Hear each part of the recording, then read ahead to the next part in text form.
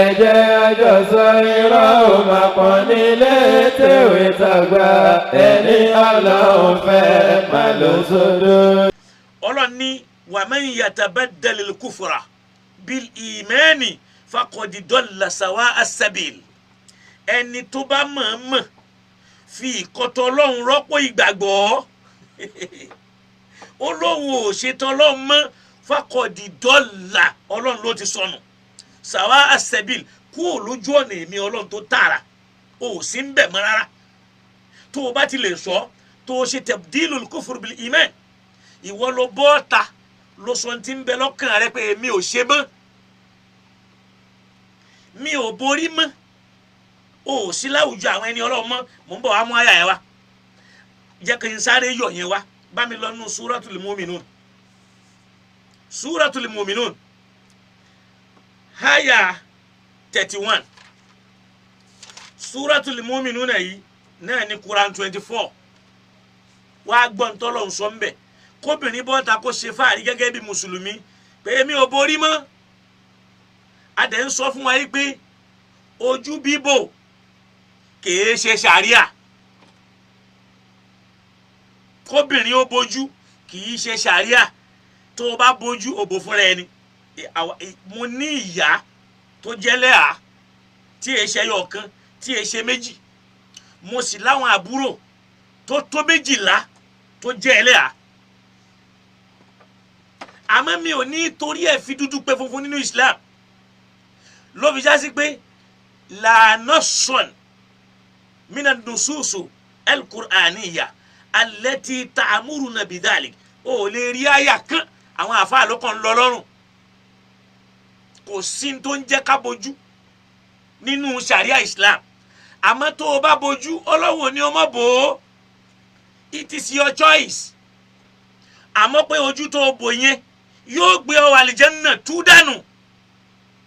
in tí ó gbé ọ àlìjẹ́nnà náà ni al-a'malu as-salihat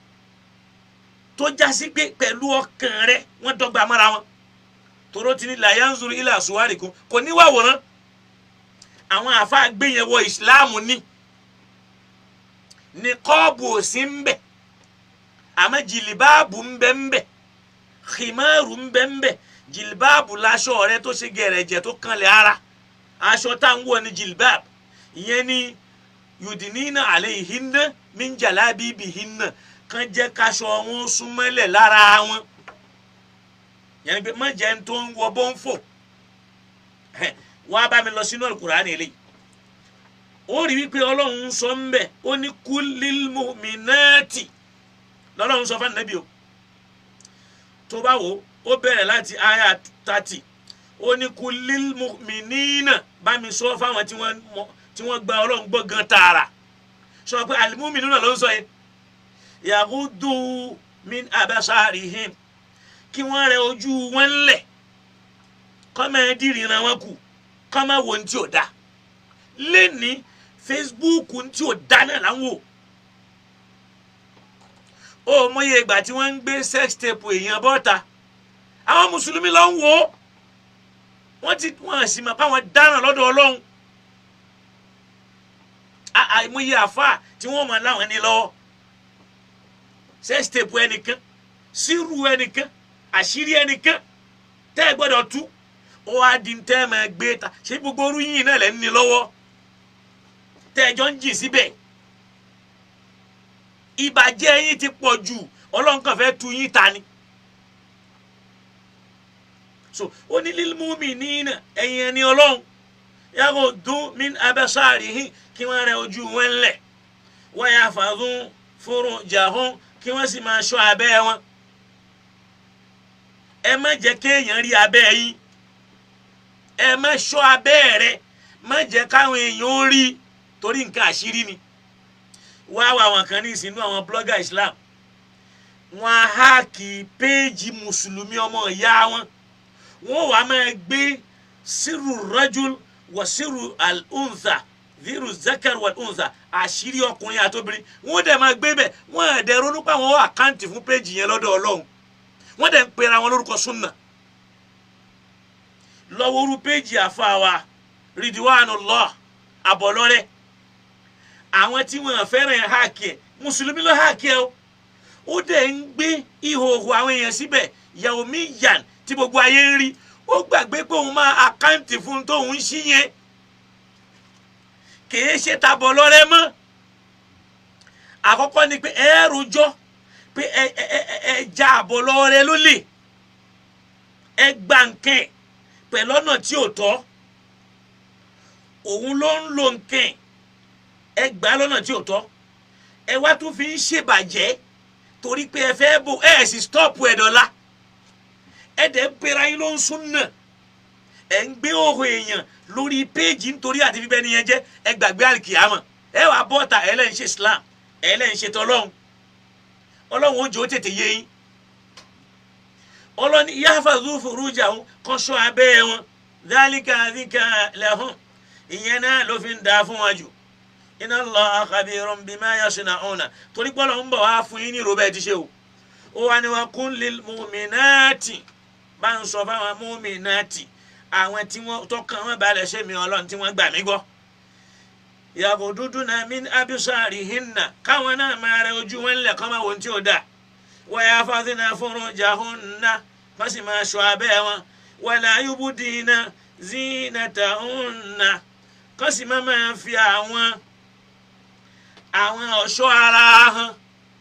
àwọn ayé bí ọ̀ṣọ́ wọn kọ́ máa fi hàn síta illa ma dhahara minha àyàfi tí ń bá ń bẹ láàyè yìí hàn kàlùwájì gẹ́gẹ́ bí ojú àyè ìhàn ni tóun ni ó máa fi ríran èyí tí ń bá ń bẹ lọ́rùn ọwọ́ èyí tí ń bá ń bẹ lọ́mọ́ká tàbí èyí tí ń bá ń bẹ lẹ́sẹ̀ tó fi sẹ́sẹ̀ gẹ́gẹ́ bí ẹ̀gbẹ́ ẹsẹ̀ ṣéènì ibi orúnkún ibi kókósẹ̀ báyìí àwọn ẹ̀yìn àyè kan hàn ni wọ́n wà ọlọ́ni waliyadribna bi khumurihinna ala juyubihinna kọ́dẹ̀ máa mú ìbòrí wọn ká máa wé márùn-ún wọn ìwọ wa lóò lò ó mọ́ ó ti kúrò láwùjọ al-mu'minati nìyẹn ó kúrò láwùjọ àwọn tó lọ sọ yìí pé wọ́n wá dé sàlẹ̀ ó ní watubu ila Allahi jami'a ayyuhal mu'minuna la'allakum tuflihuna kẹ́lẹ́ jèrè ó yọrọ ẹ kúrò náà tí ó jèrè so kí ni fàárí tá ń bọ́ ta kókó wá sí ń bọ́ ta adẹ̀ ń ṣe yamayama àmọ́ ní èmi ò ṣe Islam mọ́ o èmi ò ṣe kíní kan mọ́ o ọlọ́run ni ò ní ìdí ẹ̀ mẹ́ ló fi ní Suratul Baqara tí mo ti lọ aya 108 yẹn pé wa man yatabaddalil kufra bil iman ẹni yóò láyé tó bá fi ìkọ́tọ̀ lọ́hùn rọ́pò gbàgbọ́ rẹ̀ faqad dalla sawa'a sabil ó ti sọnù kó lójú ọ̀nà tààrà wọ́n bá ń lọ sínú Suratul Baqara aya 217 ọlọ́ni wa man yartadid minkum an dinihi ẹni yóò nù yín tó bá lè rìgírẹ́ẹ̀tì pé òun ṣe Islam ẹnjìníà mi rò pé o gbọ́ kéèyàn rìgírẹ́ẹ̀tì kéèyàn ẹni tó bá kábàámọ̀ nínú yín àǹdíìnì yìí kúrò lórí ẹ̀sìn Islam yìí kéèyàn rìgírẹ́ẹ̀tì pé òun sin lọ́hùn kéèyàn rìgírẹ́ẹ̀tì pé òun ṣe tọ́lọ́hùn òun fi hàn pé òun ṣe nítorí èèyàn nu wọ́n wá disappoint rẹ̀ Ọlọ́run kì í sí disappoint ẹ̀dá kódà tó bá pààyàn lọ́mọ ngba ọmọ méjì mo bí láyé lọ́rùn lánàá pẹ̀lú ọjọ́ orí mi ngba mo máa bí kejì àkọ́kọ́ ti pé ọmọ ọdún mẹ́jọ mo wá ní kejì èkejì náà ọdún kan àtoṣù mẹ́rin Ọlọ́run sì gbà torí pé Ọlọ́run ti ní kí Islam yé mi èmi mo fúnra mi gbé láti ilé ìwòsàn délé èmi fúnra mi mo lọ wẹ̀ nǹkan mi èmi fúnra mi mo líìdì àwọn èèyàn kírun sí lára kódà mo fún ní pẹ̀fúùmù tó dáa mo gbé bó tọ́jú ẹ̀ mo ní kò sẹ́ni tó lè tọ́jú ẹ̀ bíi tèmi ṣé kí n wá lọ ju ọmọ mi nù ni ànábì ojú tiẹ̀ nù mo líìdì kírun sí lára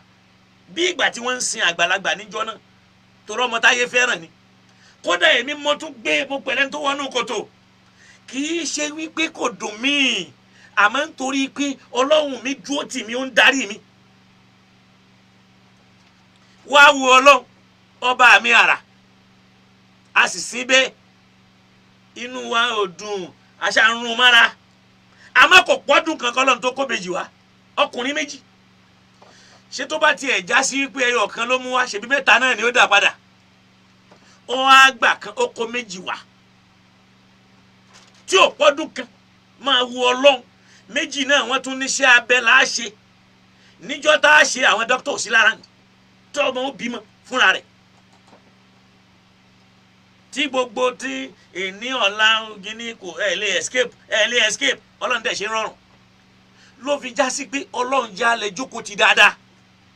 ẹnu kọ́lé yẹn máa fi ṣètò Ọlọ́run o lóòótọ́ kò sẹ́nìkan tó bẹ lọ́hùn pé kọ́lọ́run dáhùn láàmú kọ́lọ́run dá wa láàmú mùsùlùmí láti máa prepare rẹ̀ kalẹ̀ ó wá ní wà man yartadid minkum ẹnikẹ́ni tó bá kábàámọ̀ nù yín andi nìyí tó wá lóhùn òṣèṣin mọ́ fayamut ó wá kú lẹ́yìn tó lóhùn òṣè mọ́ yẹn sórí àìtí ikú rẹ opportunity lọ́lọ́run fún ọ tó o bá lò ṣe mọ́ tí kú bá lọ dé ọlọ́ni wà wúwà káfírun ẹni yẹn wá kú fayamut ó wá kú kèfèrí bẹ́ẹ̀ ó ní faulaika habitat a'maluhum fid dunya wal akhirah gbogbo iṣẹ́ tó ṣe láyé lọ́run Ọlọ́run ti bàjẹ́ àyè sì wà fún ọ nísì láti máa ronú kúwàdà kó o máa bẹ lọ́run pé kí ló sún mi sí kí ló gbé mi ṣe bẹ́ẹ̀ igifirili ya rabbi la ilaha illa anta subhanaka inni kuntu minadh dhalimin kí ló kọlù yín náà tẹ́ fi ń ṣe pálapàla tẹ́ lẹ́yìn iṣẹ́ sí Ọlọ́run sọ bẹ́ẹ̀ ó ní wa ulaika ashabun nar wọ́n tún wá wọná pẹ̀lú pé o ti kírun sẹ́yìn pẹ̀lú pé o gbàwẹ̀ sẹ́yìn pẹ̀lú pé o yan sàká sẹ́yìn tó o bá lọ kú lẹ́yìn ẹ̀ habitat a'maluhum fid dunya wal akhirah o ní bá ṣe rí láyé o ní bá lọ́run o tún wá wọná fiha khalidun o tún wá gbére síbẹ̀ àyà wa ń kó wa náà tún wá bá mi wọ inú al-Qur'an Ọlọ́run ní wa man yanqalib ala aqibayhi bí onídàá àti máa yà ẹ wa bẹ́ẹ̀ bá lọ́hùn ò ṣètò Ọlọ́run mọ́ la yadurrullaha shay'an kò lè kó nira kankan bá lọ́hùn o lan yadurrullaha shay'an àìṣètò Ọlọ́run ọba rẹ kò ní nira kan tó fẹ́ kó bọ́ bá mi tó fẹ́ sìn kò sí tún wá gbọ́ àyà ilé Suratul Maida àyà 105 ó ní yá ayyuhal ladhina amanu ó ní mo pè yín tẹ́ nígbàgbọ́ nínú Ọlọ́run alaykum anfusakum ẹ du orí ara yín engineer alaykum anfusakum du orí ara rẹ lọ́lọ́run ṣe sọ́lọ́run pé ku anfusakum wa ahlikum nara du orí ara rẹ du tàwọn ọmọ rẹ du tìyàwó ẹ torí pé kí ni waqudu an-nasu wal hijara kó ń bínà iná àtẹ̀yàn lọ́lọ́run ó fi kò kúta ni ó fi kó ná ó ní ku alaykum anfusakum ẹ̀yin ni kẹ́ ẹ du tara yín kẹ́yìn má sọnù la yadurrukum man dalla idha ihtadaytum ẹni bá sọnù o nínira kan tó fẹ́ kó bá yín nígbà tẹ́yìn bá mọ̀nà o òun ló fẹ́ kó nira bá rẹ̀ o la yadurrukum man dalla idha ihtadaytum ẹ̀yin ni kẹ́ ẹ du kẹ́ ẹ má sọnù kẹ́ ẹ sì má sọnù torí pé ẹni tó sọnù o nínira kan tó fẹ́ kó bá yín tẹ́yìn bá ti mọ̀nà ó wà ní ila Allahi marji'ukum torí pé ọ̀dọ̀ Ọlọ́run ọba yín lẹ́ padà sí o jami'an àtòhun tó lóhun ò ṣe àtẹ̀yìn tẹ̀ ń ṣe fayunabbi'ukum bima kuntum ta'malun yóò fún yín ní ìròǹtẹ̀ ṣe o ìntẹ̀yìn bá ṣe láyé ní ọlọ́jẹ lọ́dọ̀ Ọlọ́run wá já padà sí tó ṣẹlẹ̀ sáwọn ànábì Ọlọ́run tí wọ́n torí ẹ̀ ṣèkì kò sẹ́ni tí ò ní rí àdánwò àdántán ni kọ́lọ́ mọ́ járí kódà àwọn ìyàwó ànábì wọ́n yọ̀ débi kan Ọlọ́run ní tí wọ́n bá ní ṣe mọ́ kọ́ máa lọ kọ́ fi Islam lẹ̀ o àwọn tí wọ́n jẹ́ ìyàwó ànábì Ọlọ́run ò bẹ̀ wọ́n nígbà tí wọ́n fẹ́ ṣe bákan Ọlọ́run ò bẹ̀ wọ́n Ọlọ́run ní tẹ́ ẹ̀ bá ṣe mọ́ ẹ máa lọ ẹ fà ànábì lẹ̀ tó fi di pé àwọn náà wọ́n ṣe bákan nígbà tí wọ́n dé Mẹ̀dínà wọ́n rí para Mẹ̀dínà fẹ́ràn ọ̀ṣọ́ wọn fẹ́ràn ayé làwọn náà bá rò pé ó yẹ káwọn máa jẹ ayé ìjẹ́ àwọn ànábì Ọlọ́run ní kéèyàn máa jẹ ayé làwọn bá gbé síbẹ̀ ìyẹn wa kíní yẹn wá bí ànábì nu yá adẹ̀ ń bá wọn sọ wọn fẹ́ gbọ́ lànábì wá di pé kíní yẹn ò tẹ́ lọ́rùn gẹ́gẹ́ bí èèyàn òun náà ń wò ní tiẹ̀ ó ń fúnra ẹ̀ sáàyè kan tóun náà fẹ́ pa wọ́n tì ànábì ò nà wọn o wàá gbọ́ ntọ́lọ̀ wọn aṣọ fáwọn tí wọ́n jẹ́ ìyàwó ànábì yàtọ̀ sí wọ́n tó kàn jẹ́ èèyàn lásán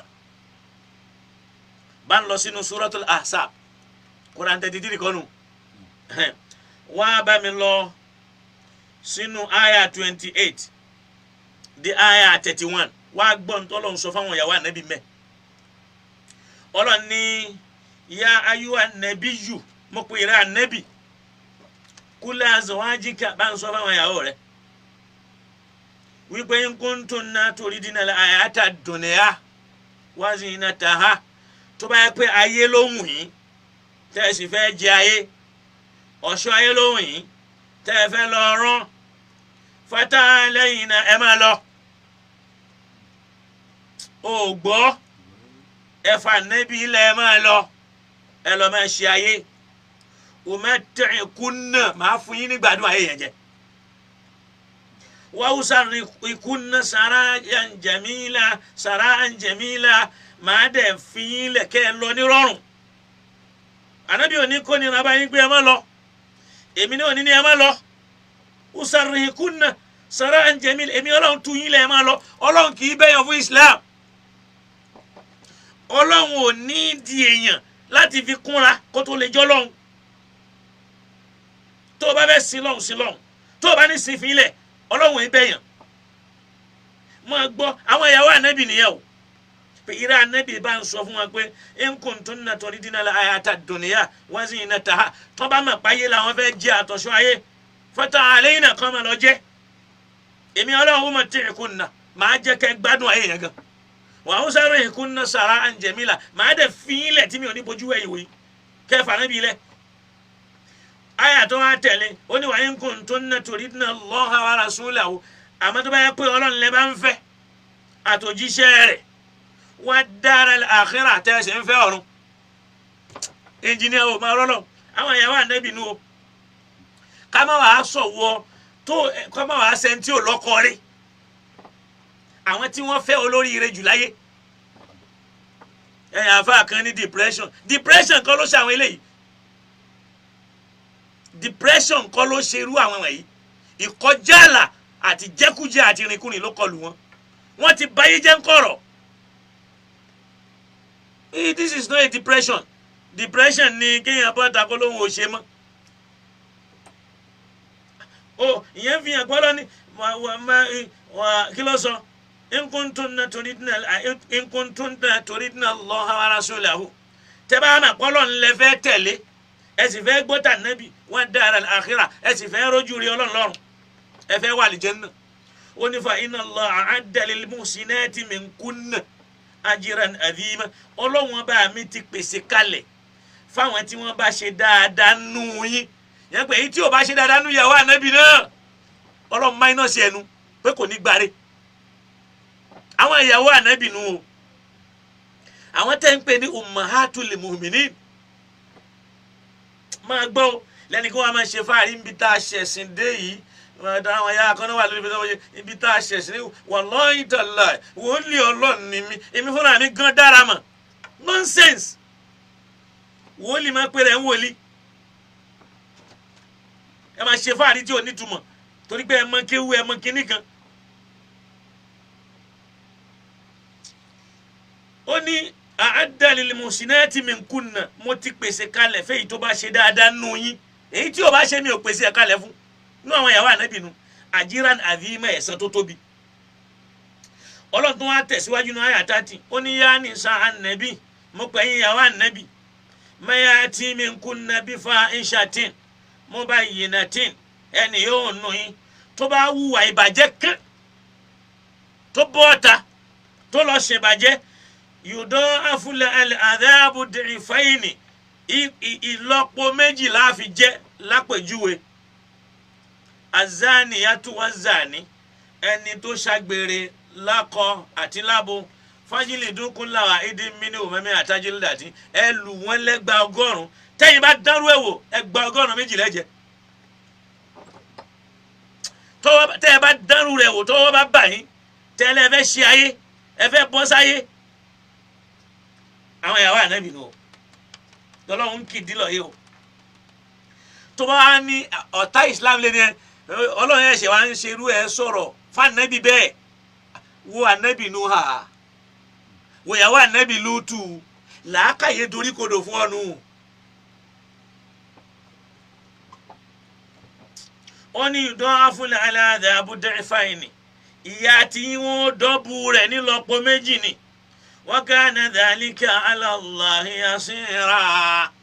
wa kāna dhālika 'alā Allāhi yasīrā. eléyìí rọrùn fún bàbá mi láti ṣe o ó rọ ọlọ́run mi lọ́rùn. ọlọ́run tó wá tẹ̀síwájú náà àyà 31 ó ní wa man yaqnut minkunna lillāhi wa rasūlihi àmín tó bá tẹ̀lé àṣẹ ọlọ́run yìí tó tẹ̀lé tó jíṣẹ́ rẹ̀ wa ta'mal ṣāliḥān tí wọ́n ń ṣe dáadáa nu'tiha ajraha marratayni ìlọ́po méjì náà láfẹ̀sán rẹ̀ ṣe bá a ṣe fi ìyà ìlọ́po méjì jẹ náà láàfi ẹ̀san ìlọ́po méjì rọ́pò ẹ̀san fún. wa a'tadna laha rizqan karīma a sì tún pèsè jíjẹ mímu rọrùn fún. tó bá wọ àyà 32 ó ní ya nisa an-nabi mo pè ìyàwó an-nabi lastunna ka'ahadin minan nisa ẹ̀yin ò dàbí àwọn obìnrin tó kù ẹ̀yin yàtọ̀ ẹ lè máa fira yín wé wọn. in ittaqaytunna tẹ́ bá níbẹ̀rù ọlọ́ni fala takhda'na bil qawli ẹ má máa sọ̀rọ̀ ohun tínrín ẹ má máa dínwó sọ̀rọ̀ tẹ́ bá fẹ́ dáàbò bora yín kẹ́yìn náà máa sọ̀rọ̀ kan lè mọ̀ pé ìyàwó ànábì kan ní sọ̀rọ̀ nínú ilé ẹ̀ o fayatima alladhi fi qalbihi maradun kẹ́ni tí àárẹ̀ ń bẹ́nu ọkàn rẹ̀ kó náà bá mo mà láìka ohun ọmọ yìí o mo mà láìka ohun ìyàwó ànábì yẹn o ẹ má máa sọ̀rọ̀ tí ò nítumọ̀. wa qulna qawlan ma'rufa ọ̀rọ̀ rẹ̀ ni ẹ máa sọ la takhda'na bil qawl ẹ̀yin náà máa sọ̀rọ̀ tí ò dá. wọ́n á bọ́ táwọn olóṣèlú bẹ̀rẹ̀ kẹtẹ̀ ó ṣọmọ lọ ó ti ṣọmọ dọ́dọ̀ Ọlọ́run kí ló dé táyà ń kó wá sọ́lọ́run. ìyẹn ló bí òfin fáwọn ìyàwó ànábì pé waqarna fi buyutikunna ilé ni ẹ máa jókòó ẹ má máa jáde kì í sì ṣe pé kán máa jáde rárá o ó kàn ní wala tabarrajna tabarrujal jahiliyyatil ula ẹ̀yẹn má máa bá wọn jáde aláìmọ̀ kan káwọn èèyàn máa rìn ibi tí ò nítumọ̀ kán náà fẹ́ lọ wòran bẹ̀ yẹn wọ́n ń jà káyì kí ìyàwó ànábì a fẹ́ lọ wòran o tàbí wọ́n fẹ́ lọ wọ́n ní kinní kan ṣẹlẹ̀ mẹ́ ìyàwó ànábì ò gbọ́dọ̀ rí bẹ́ẹ̀ ó gbọ́dọ̀ jásí pé wọ́n ń láti jáde fún tó bá jẹ́ bùkátà torí pé níjọ́ tí Umaru pàdé kan nú àwọn ìyàwó ànábì lọ́nà bóyá Zainab bintu Jahsh nítorí pé ó dáàmà pé ẹni yẹn tóbi ó wá ní kó padà ó sì Umaru lé padà nígbà ó délé inú bí àná Muhammad ẹran tí ń bẹ lọ́wọ́ ànábì ò lè jẹ́ ó ní kọ́ lọ́ bá ń pè wá olórí inna Allaha amarakunna an takhrujna li hawaijikunna tó bá di pé ẹ fẹ́ bí àbùkátà Ọlọ́run ní ẹ má jáde tabarrujal jahiliyyati ló ní ẹ má jáde ẹ má jáde ìrìn táwọn aláìmọ̀ kan mìíràn tí wọ́n ní àwọn ń wòran kan bẹ́ẹ̀ àwa náà fẹ́ wòran.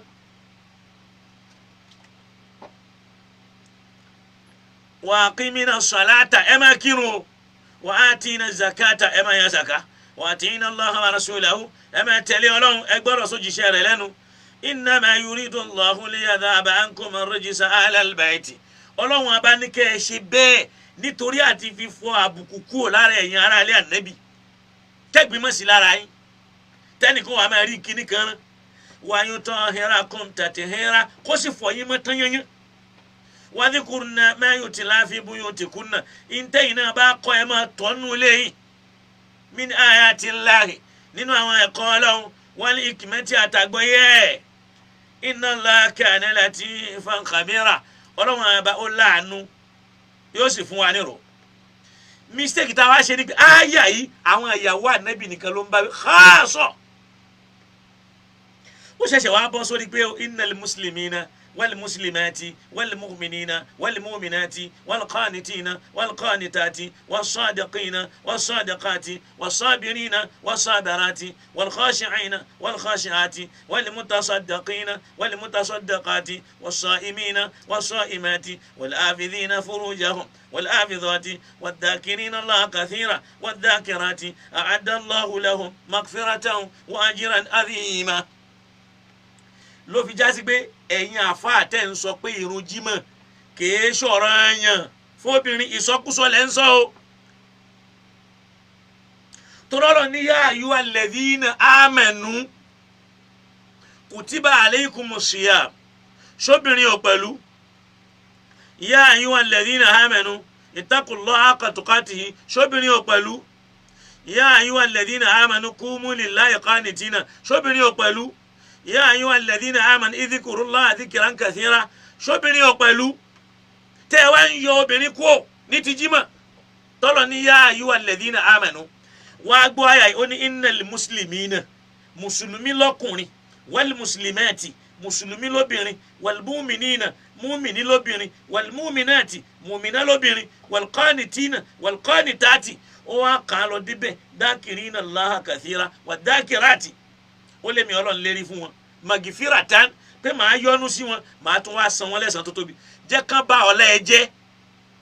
kán sọ pé ò lẹ́tọ̀ọ́ pé irun jímọ̀ yẹn ṣọ̀ràn yẹn fún ọ tọ́lọ̀ ní ẹni yá ayyuha alladhina amanu idha nudiya lis-salati min yawmil jumu'ati fas'aw ila dhikrillah wa dharul bay' dhalikum khayrun lakum in kuntum ta'lamun.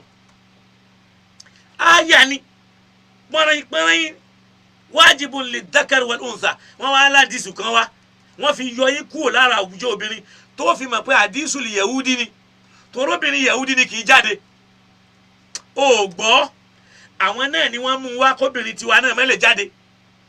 tí wọ́n á ní la tajibu salatul jumu'ah illa ó gbọ́ irun jímọ̀ yẹn o wọ́n ní salatul jumu'ah wajibatun fi jama'atin illa ala arba'a wọ́n ní irun jímọ̀ yẹn o ọ̀ràn yẹn ní ká kí ní jàmá àyàfi èèyàn mẹ́rin wọ́n á bẹ̀rẹ̀ sí ní ká wọ́n lóbìnrin ò gbọ́dọ̀ kì í ṣe ọ̀ràn yẹn fóbìnrin ṣọ́lọ́run ló sọ bẹ́ẹ̀ kìí ṣọ̀rọ̀ yàn fọ́mọdé kìí ṣọ̀rọ̀ yàn fáláàrẹ̀ kìí ṣọ̀rọ̀ yàn fárìnrìn àjò níbo lọ́lọ́run ti wí bẹ́ẹ̀ kódà ẹnìkan pè mí lónìí bí wọ́n tún sọ lórí rédíò àwọn àfáà tí wọ́n ní personalities kí ló dé ká alukur'an òun náà ló kó bá wa tá a fi ń sọ pé ni tí n bá ń ṣe nǹkan oṣù ò lè gbà àwẹ̀ látara àwọn ahadith táwọn yahudi ti kún wa tó ń takò alukur'an ọlọ́ni yá ayyuha alladhina amanu sóbìnrin ò pẹ̀lú amanu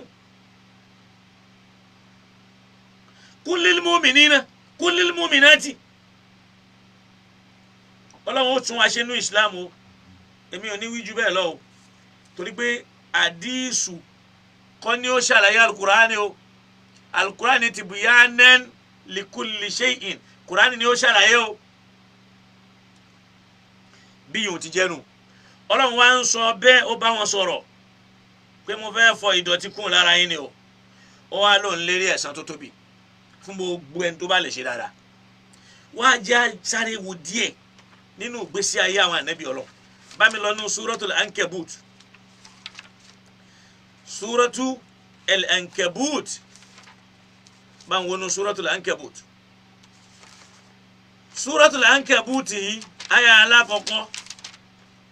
àti aya ẹlẹ́ẹ̀kejì lákọ̀ọ́fẹ́ lò ń bẹ̀ suratul ankabut ń jẹ́ Quran 29 aya kejì àti aya kẹta ọlọ́ni àásìbà nẹ́ẹ̀sù ayùtọ́rakùn ayakùnlù àmẹ́nà sáwọn èèyàn tiẹ̀ ń lérò yìí pé ayùtọ́rakùn kan fi àwọn ẹlẹ̀ ayakùnlù àmẹ́nà kan máa ṣe fàárí pé agbọ́lọ́ngbọ́ wàhùn la yuftanuna kí wọ́n má dán wọn wò máa gbọ́ o ó ní aya ẹlẹ́ẹ̀kejì sáyà kẹta ó ní àásìbà nẹ́ẹ̀sù ṣe ń táwọn èèyàn ń rò ní wípé ayùtọ́rakùn kọlọ́n fi àwọn ẹlẹ̀ ayakùnlù àmẹ́nà kan máa ṣe fàárí pé ẹni ọlọ́ni wá gbọ́lọ́ngbọ́ wàhùn la yuftanuna kan máa wà dán wọn wò ọlọ́ni wà laqad fatanna alladhina min qablihim àti dán àwọn tán ṣáájú wọn wò fala ya'lamanna Allahu alladhina sadaqu torí pé Ọlọ́run fẹ́ fi àwọn tó gbọ́lọ́ngbọ́ nù wọn hàn wala ya'lamanna al-kadhibina Ọlọ́run sì fẹ́ fi àwọn òpùrọ́ tí wọ́n ń fọlọ́run parọ́ gẹ́gẹ́ bá ti sọ pé mí náà ṣe ń bẹ́ẹ̀ nú àwọn èèyàn man ya'budullaha ala harfin tó ń fa hàn sí lọ́hùn tí dáadáa bá wá dé yóò máa ṣe fàárí tí wọ́n bá rí wàhálà kan yóò kẹ́yìn sọ́lọ́hùn yóò sì pàdánù ayé àtọ̀run ọlọ́mọ jẹ́ àpàdánù ayé má jẹ́ àpàdánù ọ̀run ọlọ́ni àmọ́ àṣìbà alladhina ya'maluna sayyi'ati àbáwọn tí wọ́n ń ṣàìdá ní kọ̀ọ̀rọ̀ ní gbangba yìí àbí tí wọ́n rò nígbà yẹn síbi kún náà páwọn ó mórí bọ́ máa wọ ọlọ́run lọ lè mórí bọ́ o ọlọ́ni sáhàmẹ́ àkùnmúnà ẹjọ́ kẹjọ́ lẹ́ ń dá ẹ o ẹjọ́ tí ò dá lẹ́ ń dá o ó wà ní man kana yarju Allaha bí yẹn bá ń retí àti pàdé ọlọ́run fa inna ajala Allahi lahatin àsìkò rẹ̀ ń bọ̀ o wa huwa samiul alim tọrọ bá mi ọba tí ń gbọ́ ọba tó mẹ́ni ó wá ní wa man jahada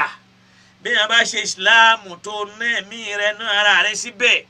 tó lo ìgbìyànjú rẹ̀ fa innama yujahidu li nafsihi ọlọ́run kọ́ ló ṣe fún ara ẹ̀ ló ṣe fún o torí pé inna Allaha laghaniyun 'anil 'alamin ọba mi rọrọ̀ ju gbogbo tó wà láyé lọ tí wàá máa retí kinní kan lọ́dọ̀ ẹnìkan wá wo anabi Ibrahim anabi Adam alayhi salam tó jẹ́ bàbá wa ọlọ́run lé kú ọ̀nù àlìjẹ́nà òun àti ìyá wa wọn àtọ́rí pọ́lọ́n láwọn kú ọ̀nù àlìjẹ́nà pé ńgbà táwọn ti wá dórílẹ̀ ayé káwọn lo opportunity yẹn káwọn má ṣe tọ́lọ́wọ́n bá mi mọ́ káwọn wá lọ́lọ́ àṣẹ ò ti lé wa sórí njọ́ tó bá ti lóò ṣe irú tíṣe ìtọ́nu ṣe lọ́dọ̀ ọlọ́run pé mi ò ní ṣe tiẹ̀ bá ń kó ti mú àmọ́ fi mí lọ́rùn lẹ̀ táyọ̀ máa fi jáyé kí n ráwọn tèmi mú ó mú wọnú wọ́n ní illa ibadakal mukhlasina àfàwọn tí wọ́n bá sìn ọ́ tinú tọkàn lọ́wọ́ mi ò ní bà àwọn tí wọ́n bá sìn ọ́ tinú tọkàn ọwọ́ mi ò ní bà wọ́n gbogbo àwọn tí wọ́n ń bà ní wọ́n ní ikhlasu ni bẹ́ẹ̀ kẹ́ lillahi ad-dinul khalis ọlọ́run nìkan lọ́ba tí èèyàn máa fi ẹ̀sìn tó mọ́ pọn gandan tí wọ́n fi nǹkan là ọlọ́run lèèyàn máa ṣe fún. anabi Nuh alayhi salatu wa salam ojú ayé lọ́lọ́run ti jó mọ̀ pé ìyàwó rẹ̀ wọ̀ náà anabi Nuh ojú ayé láti mọ̀ pé ọmọ rẹ̀ bọ́dọ̀ lọ ó sunkún ọlọ́run ò gbà kò torí ẹ̀ lọ́run ò ní ṣe tọ́ba mi ọba mi tún halẹ̀ mọ́ ó sì tún padà sọ́dọ̀ ọlọ́run ọba mi pé ìní túbútú ilayka kí ló sọnù lọ́wọ́ tiẹ̀ ẹni ó jíṣẹ́ ọlọ́run fẹ́ gbẹ̀rún ọdún tá a bá dín tá a kàn yọ 50 kó nú ẹ̀ tí ó jẹ́ 950 òwúrọ̀ nàbí Ibrahim ni wọ́n jù sínú náà wà má dhalika ń gbọ́ jáde nínú náà ń bọ́ ló sọ ó ní ìnídà ìbúni ila rabbi mò ń lọ bí tí ń ti ráàyè sí lọ́wọ́n bá mi mò ń lọ ọ̀dọ̀ ọlọ́wọ́n bá mi sẹ́yà àdínní yóò tọ́ mi sọ́nà ju bá ní lọ lẹ́yìn tí wọ́n jù sínú tọ́lọ̀ ní kulna ya naru kuni bardan wa salaman ọlọ́run ò iná máa tutù máa lára má jò ó jó kó o sì jó máa bá a lára mu ó ní àràádúbì yìí kẹ ìdánfàjà alẹ́mìnira àkàsàrí náà wọ́n dètè wọ́n pèrò àmọ́ lọ́run ajẹ́kán pàdánù Ibrahim ò torí ẹ̀ lóhùn ní ṣetán lọ́hùn lẹ́yìn yẹn Ibrahim tó wá bímọ lọ́jọ́ orí ogbó kò tètè rọ́mọ bí ó wá bí ẹyọ ọ̀kan ó tún lọ́run lálàá pé kán dú ó sì rẹ́dí àti ṣe bẹ́ẹ̀ kọ́lọ́n tó tún ṣàánú ẹ̀ ó tún wá bí mi náà ọlọ́run ṣàánú ẹ̀ wá wo ń tá a fi ń pò kìkì Ibrahim lónìí bó o bá ti jẹ́ Ibrahim lónìí ò sínú ayé kódà ò sí pẹ̀lú ọlọ́run Ibrahim nu Ismail náà ríru àdánwò ni kò sì sá lọ tó o bá tún wá rí oríta Nábì Yakubu ni táwọn ọmọ tí wọ́n jọ́ta nú ọmọ rẹ̀ tí wọ́n jọ́ta bàbá wọn tí wọ́n lọ mú ọmọ tí bàbá fẹ́ràn wọ́n sì lọ jù sí kànga wọ́n sì lọ lé pé wọ́n ti pa ìkókó ti pa tí bàbá wọn fi wá sunkún 40 ọdún tí bàbá ò ríran fún 40 ọdún kọ́lọ́n tó wá lo Yusufu fi la ojú bàbá rẹ̀ padà ẹ̀yin ò kàtàn débẹ̀ ni tẹ́lẹ̀ ń ṣẹ̀sìn ìyá máa jẹ Yusufu ó mọ̀ lẹ́ wọn lórí ìyá tí ó mọ̀ dì ó tún dáwọn iṣẹ́ Ọlọ́run ló tún lọ ń jẹ́ ń bẹ́ẹ̀ wọ́n wá ń tàn wọ́ lórí ẹ̀ṣẹ̀ tó mọ̀ dì pé má wọ́rì ó máa jáde wọ́n wá ń bẹ́ẹ̀ sùn síwájú ó sì fẹ́ bẹ̀bẹ̀ àwọn sì wà nú ilé wọn wọ́n ń jẹ wọ́n mu wọ́n wà ara dátà wọ́n máa fi pawó fúríta lọ́lọ́run wọ́n máa nábì Ádámù free ta lọ́lọ́run ash free ta lọ́lọ́run ní tó wà nínú kóòtù. How can you just free someone? You can only do that in a legal way, not by talking on Facebook. But kó wá ń wo viewers àwọn èèyàn monetize page wọn wọ́n sì fi ń pa owó sínú ayé wọn. ẹ wo mùsíbà ṣé mọ̀ èyí tó jó tó lóun ṣèdí bẹ̀rẹ̀ kẹtẹ yìí náà viewers máa wo yóò fi pa owó àbó mẹ́ni kódà àwọn èèyàn fi ń pa owó lọ́wọ́ fi ń tajà báyìí wọ́n rí pé ọjà tó tà ní pé bẹ̀rẹ̀ kẹtẹ òun náà ó mú gbogbo àpótí ẹ̀ ó tún la ilaha illallah. àwọn ṣáwọn eléyìí ní tìjú alhayahu minal iman ìtìjú lára àgbàgbọ́ ni àwọn èyí ò ní tìjú. anabi Ibrahim Yakubu nìyẹn tó o bá rí yìí táwọn anabi Ọlọ́run tó kù tá a bá rí ti Musa tá a rí ti Isa ó rí ta ní Muhammad ọmọ méje mẹ́fà sì kú wa ma dhalika lam yazal ma rabbi kò dé yẹ pẹ̀lú Ọlọ́run ọba rẹ̀ ọmọ mẹ́fà nínú méje gbogbo ọkùnrin tá nàbí bí kò sí èyí tó dàgbà jù ọdún méjì lọ èyí tó dàgbà jù lọ́dún méjì tó o bá rí yẹn ọ̀rẹ́ èyí tó kọlu Yunus tó lóun ò ṣe tọ́lọ́ ń sì ní kẹjá gbé mi fún dídí òru mẹ́ta òru dúdú ọ̀sà dúdú ẹja tó dúdú nú. So wọ́n dẹ̀ ó tẹ̀ sá padà ó ní la ilaha illa anta subhanaka inni kuntu minadh dhalimin. eléyìí náà ti tó ọba mi èyí ṣọba tí yẹn máa ń jáde tì tí wọ́n máa ń sọ̀rọ̀ bí ìgbà tí òun àti bóyá òun sọ̀rọ̀ bí ìgbà tó ń sọ̀rọ̀ èrè lèyàn lè máa ṣerú ẹ̀ sí. èrè lèyàn lè máa ṣerú ẹ̀ sí. èrè tí ò já mọ́ nǹkan kan òòṣà lèyàn lè máa ní mi ò ṣe mọ́ kìí ṣe Ọlọ́run torí pé Ọlọ́run ní abẹ́ sánmọ̀ rẹ̀ ló máa gbé orílẹ̀ ló máa gbé oúnjẹ rẹ̀ ló máa jẹ atẹ́gùn Ọlọ́run ló máa gbà sára ìṣẹ̀mí Ọlọ́run ló máa lò kò dẹ̀ ṣeé ṣe kó ló fẹ́ kú lábẹ́ sánmọ̀ Ọlọ́run òun lọ́tẹ́ lomi kò ì ṣeé ṣe kú lórí ilẹ̀ lomi bíi ti ọ̀rọ̀ kan nù sàbúrà wọ́n ní man lam yarda bí qada'i ẹni tí ò bá ti lè gba kádàrá èmi Ọlọ́run falyakhruju min ta'ati as-sama'i kó kú lábẹ́ sánmọ̀ èmi Ọlọ́run falyatlubu rabba siwaya kó lọ́wọ́ Ọlọ́run tó yàtọ̀ sí mi kú lábẹ́ sánmọ̀ tó Ọlọ́run yìí ná sánmọ̀ abúlé yẹn wá fẹ́ lọ Ọlọ́run o eléyìí kó máa jẹ́ ìkìlọ̀ fáwọn tá à ń sáré tá a máa bọ́ta tá a máa sọ yìí pé kíní kan ti ṣẹlẹ̀ àṣemọ́ àfẹ̀sìn yín lẹ̀ ẹ̀sìn yín nù mo fi lẹ̀ fún yín inna lillahi. gbogbo ẹ̀yin tẹ́ bá wa ṣí ètò yẹn ní pàdánù ọmọláyé àti lọ́run Ọlọ́run ó sì máa ṣí ẹ̀ oore fún yín láwọn oore tó ní agbára tó já sí pé ẹ̀yin náà ó máa wò ó pé ṣé mi náà lọ́lọ́run ṣoore tó tó báyìí fún bí ó ti rí nù bí akil ayyil qayyum alladhi la ta'khusuhu sinatun wala nawm